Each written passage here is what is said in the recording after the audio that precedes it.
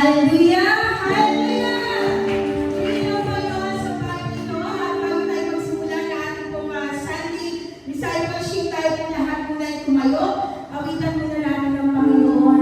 Hallelujah, Jesus. Lord, hindi na po Panginoon sa bawat umaga ng buhay namin. Ikaw ang patuloy na naiisip namin, O Lord God, Ama. Salamat sa bagong buhay na kaloob mo sa bawat isa sa amin. Salamat sa bagong umaga, Panginoon. Hallelujah, Jesus.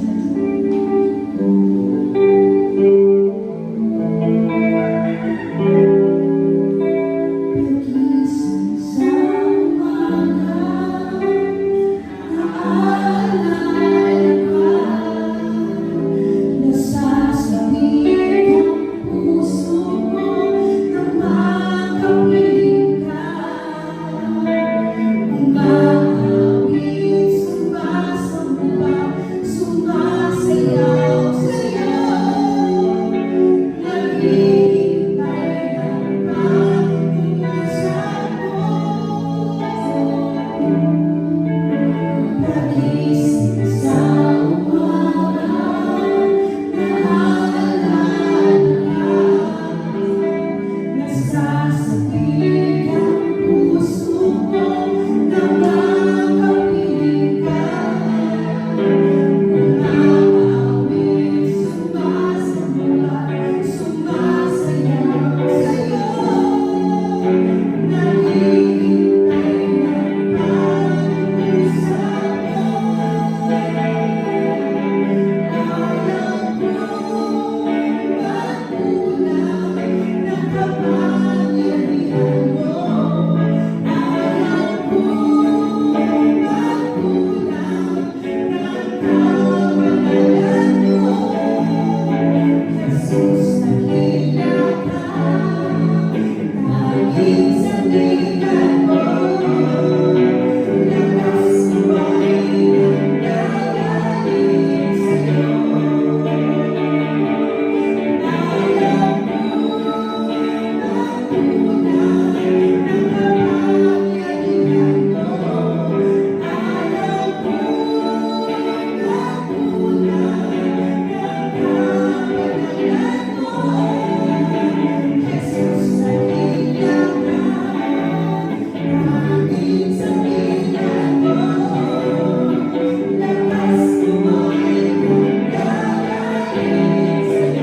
kapangyarihan mo. Alam ko magkulang ng kamalayan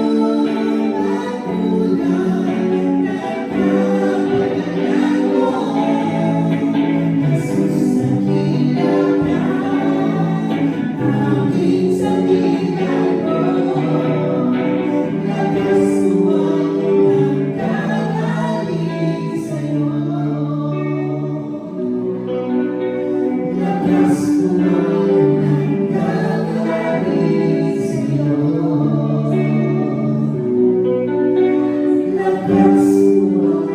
ng gagaling sa'yo.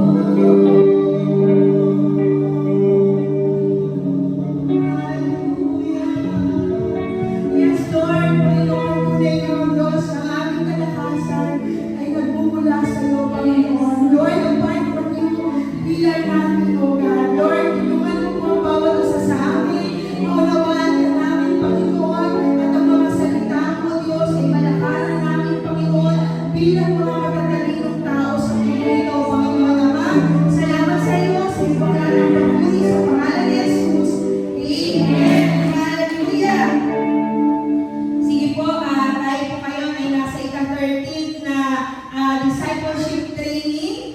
13th lesson na natin, no, ang lesson ng repentance. Okay, so umagang ito po ay bahagi ng ating statement of faith bilang tayo po ay kabilang sa pamilya ng Jesus Christ Forevermore Christian Church. Naniniwala tayo, sabi ng mga taga-Romans 3:23, basahin po natin hanggang 24. Sapagkat ang lahat ay nagkasala at walang sino mang nakaabot sa kalwalhatian ng Diyos, ngunit dahil sa kanyang magandahang loob,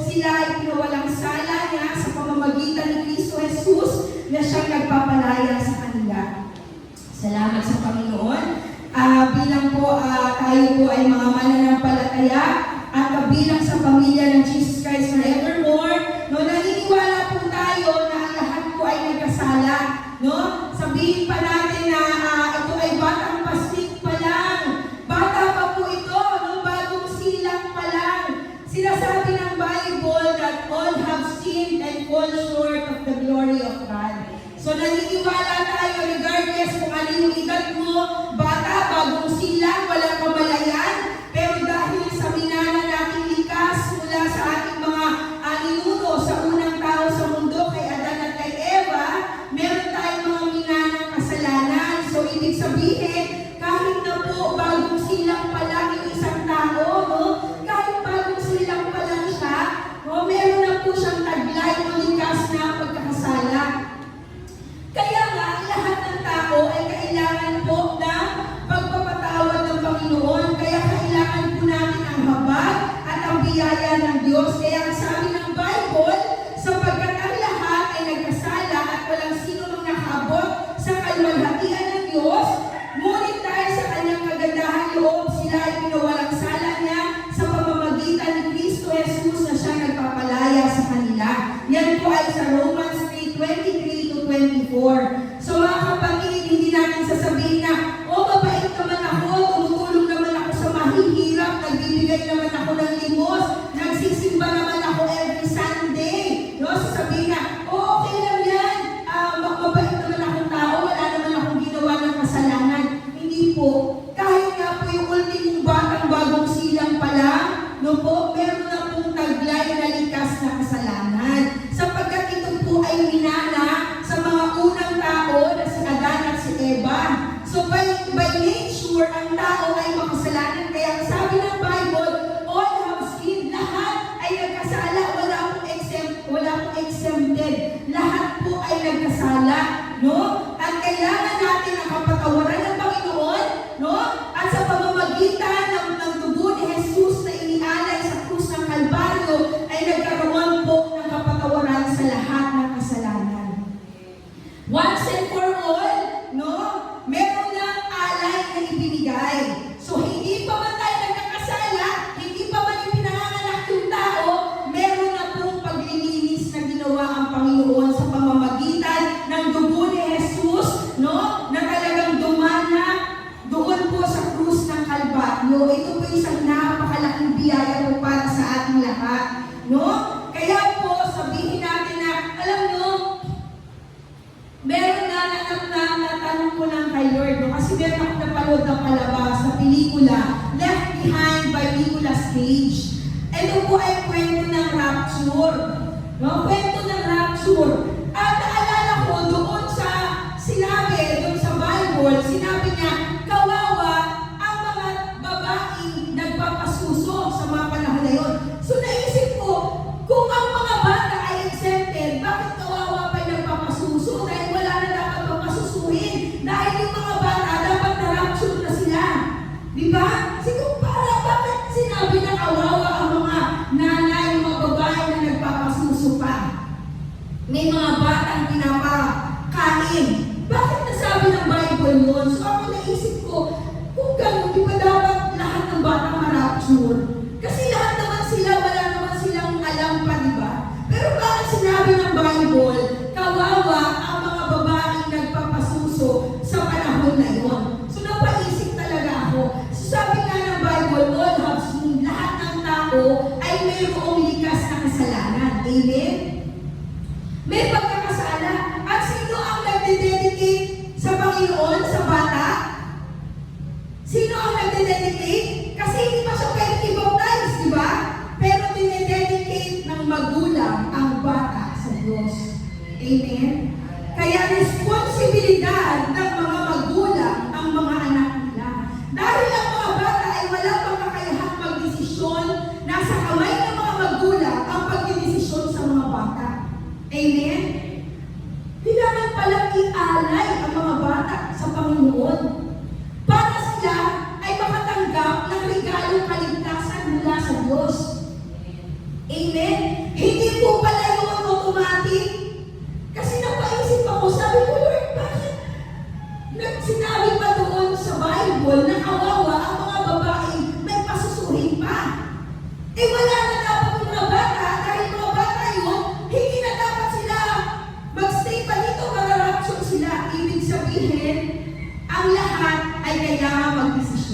Regardless magulang ka, o regardless kung ikaw na mismo yung nasa gustong gulang. Pag kaya mo nang magdesisyon para sa sarili mo, ikaw ang magdesisyon na tumanggap sa biyayang kaligtasan ng Panginoon, ikaw ang magsisisi, hihingi ng kapatawaran at tatanggap ng biyaya ng Diyos. Ngunit yung mga bata na wala pa silang kamalayan, sila ay inihahandog ng mga magulang sa Diyos. Amen? And the moment na ihandog ang mga bata, tinatanggap din nila ang habag ng Panginoon. Amen? Hindi pala siya automatic. Sabi ko, Lord, bakit? Kasi doon sa left behind, nakuha yung mga bata, pero nung naalala ko, sa Bible, ang sabi na, kawawa ang mga babaeng nagpapasuso sa mga panahon na yun. Amen? Kaya po ang bawat isa sa atin ay may responsibilidad. Tayong lahat, bagamat ang Panginoong Jesus ay nagbigay ng kanyang habag at ng kaligtasan ng libre. Wala po ito bayad, libre ito. Ang tatanggapin lang, ang gagawin lang na tao, may kondisyon. Walang bayad, hindi katulad ng unang panahon during the Old Testament, para ang tao ay mapatawad sa kanyang kasalanan, kailangan niya maghandog ng isang tupa o kahit na anumang hayop na katumbas ng kanyang kasalanan para siya ipatawarin nito. No? Pero nung dumating ang Panginoong Jesus, natapos na po ang paghahandog. No, natapos na yung paghahandog. Ang ginawa ay isang handog na lang, sapat na para sa lahat ng kasalanan ng sanlibutan. Kaya ang sinabi ng Biblia, no, dahil sa kagandahan, yun na lamang ang pag-ibig ng Diyos sa sanlibutan, na ibinigay niya ang kanyang bugtong na anak, na sino mang manampalataya sa kanya ay hindi na mapahamak kung hindi magkaroon ng buhay na walang hanggan. Tayong lahat, ino-offeran tayo ng Diyos ng libre kaligtasan. Wala tayong ibabayad na anumang hayop, na anumang halaga ng salapi. Ngunit ang hindi lamang ng Panginoon ay tanggapin natin siya at panampalatayanan natin siya. Amen? Yun lang po yung requirement ng Panginoon. No? Libre na nga, ibinibigay na ng libre, wala nang bayad. Pero bakit kaya may mga tao na ayaw pang tanggapin? No? Nakakalungkot mang isipin, pero ang Diyos sa kanyang kagandahang loob, no? May mga tao pa din na ang puso ay matigas. Kaya tayo, nakikinig tayo ng salita ng Diyos, umuupo tayo Sunday, every Sunday, nakikinig tayo ng salita ng Panginoon upang nang sa ganon, pagdating ng panahon, naintindihan natin kung ano yung nangyayari. Kasi kung sa pelikula na panood ko, isa silang pamilya, no? Yung nanay, siya talaga ay nananampalataya at sinishare na yun sa mga anak niya. At yung tatay ay isang piloto. Pilot yung tatay at dahil siya ay piloto, maraming magagandang mga flight attendant. So yung tatay ay nauhulog sa tukso at yung nanay ay patuloy na nananalangin sa kanyang pamilya. Ipinauunawa niya sa pamilya niya kung ano ang mangyayari pagdating ng panahon. Sabi nga, pagdating ng panahon, no, in a glimpse of an eye, sabi niya ganon. In a twinkling of an eye, sabi niya ganon. Sabi ng nanay, kinukwento niya sa kanyang anak, sa kanyang asawa, pagdating ng panahon, in a twinkling of an eye, mawawala ang maraming tao, millions of people, no? Millions of people. Kaya ang sabi niya, sinasabi niya sa anak niya, na-explain niya yung anak niyang babae na nasa college na nagagalit. Sabi niya, ano ba yan, Nay? Napapaliw ka na ba? Bakit ka ba lagi mo na lang yan sinasabi? Napapaliw ka na ba? Pero alam niyo, dumating ang panahon, yung tatay na pilot, no? Yung batang babae, college student na, naglalakad sila ng kanyang kapatid, yakap-yakap niya yung kapatid niya, biglang nawala yung kapatid niya, damit na lang yung naiwan. At yung eroplano, yung isang piloto, no, yung isang co-pilot nung tatay, bigla na lang nawala at naiwan yung damit. No? Sabi nila, umiiyak yung batang babae. naniniwala. Sabi ko sa kanya, nababaliw na siya. Ayaw natin na pagdating ng panahon, kung kailan nangyayari ngayon sa mata natin, tsaka natin ma-realize, ay totoo pala, tapos naiwan na tayo. Habang may panahon pa, habang may pagkakataon pa, nandito tayo sa loob ng bahay panambahan, nakakarinig tayo ng salita ng Diyos, unawain natin mabuti sapagkat yung salitang pinag-uusapan natin, hindi po ito katang-isip lang ng tao o sinasabi lang natin. Ito po ay nakasulat sa Biblia. Yung salita na ating pinag-uusapan ngayon, ito mismo ay nakasulat sa Bible. At sabi ng Revelation, no? Sa isang mata, pagpikit ko, pagbilang mo, wala nang maraming tao. Magkakagulo ang buong mundo sapagkat maraming tao ang mawawala. Hindi nila alam kung saan napunta. Pero doon sa mga taong naniwala, nanampalataya sa Panginoon, no? Lahat ng ginagawa natin, may kabuluhan lahat ito. Bakit? Sapagkat simulan sa Paul, ang Biblia nandyan na. Hanggang ngayon, nandyan pa rin. No, ilang libong taon na, ang Bible, hindi nawawala. Ibig sabihin, totoo ang Bible. Kung ba't natin ito pinag-uusapan, napaka-importante maunawaan natin, walang taong exempted sa kasalanan. Hindi porket bata ka, hindi porket lagi kang nagbibigay ng limos, lagi kang pumupunta ng simbahan, sabihin pa natin, alam niyo ba, sa istorya na napanood ko, yung mismong pastor, naiwan siya. No, sabi ng batang babae, yung college student na babae, bakit naiwan ka, pastor? No? Sabi ng pastor, sapagkat ang pag-preach, hindi dapat nagaling sa puso. Dapat ito ay nasa puso. So sabi ng batang babae, so ibig sabihin ikaw mismo, hindi ka naniwala sa mga preach mo. No? Alam niyo po, tayo lahat, nakakarinig tayo at ang panalangin natin sa Panginoon, gawin mo kaming matalinong tao. Ang matalinong tao naghahanda, nagpe-prepare bago pa dumating ang pagkakataon, no, ang sitwasyon na yun, pinaghahandaan na niya. Kaya tayo umuupo tayo sa church para maintindihan natin mabuti. Wala pong exempted sa kasalanan. At ang kabayaran ng kasalanan, sinabi ng Bible, ay kamatayan. Kamatayan! Lahat ng tao, sabihin mong bata yan, matanda yan, lahat papunta sa kamatayan. Ano lang ang makapagligtas sa atin? Ang dugo ni Jesus. Ngayon, kung petiks lang tayo, nakikinig tayo ngayon, pero iba yung laman ng isip natin, nandyan ang katawan natin, pero hindi natin ninaramdam ang salita ng Diyos, at paglabas natin,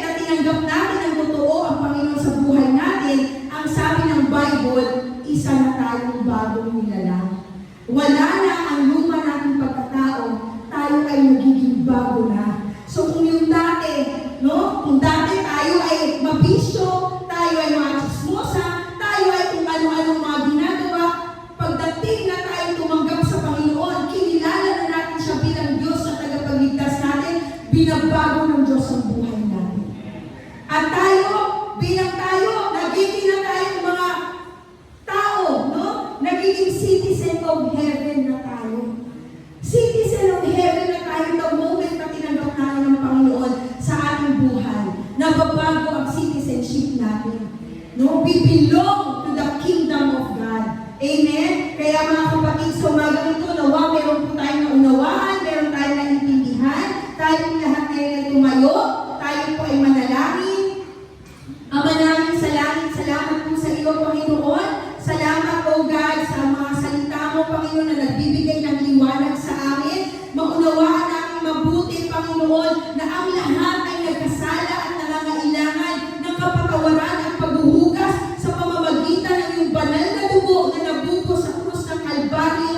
Kami, Panginoon, ay naligtas na, Panginoon. At mga bilang ligtas na mga tao, Panginoon, ay makita sa amin ang buhay mo, O Diyos. Lord, maraming pong salamat sa iyo. Salamat, Panginoon, sa kahapahayagan mo sa bawat isa sa amin. Gawin mo po kaming matalino, mga taong lumalakad sa mundo, Panginoon. At pagdating ng panahon, Ama, ang bawat isa ay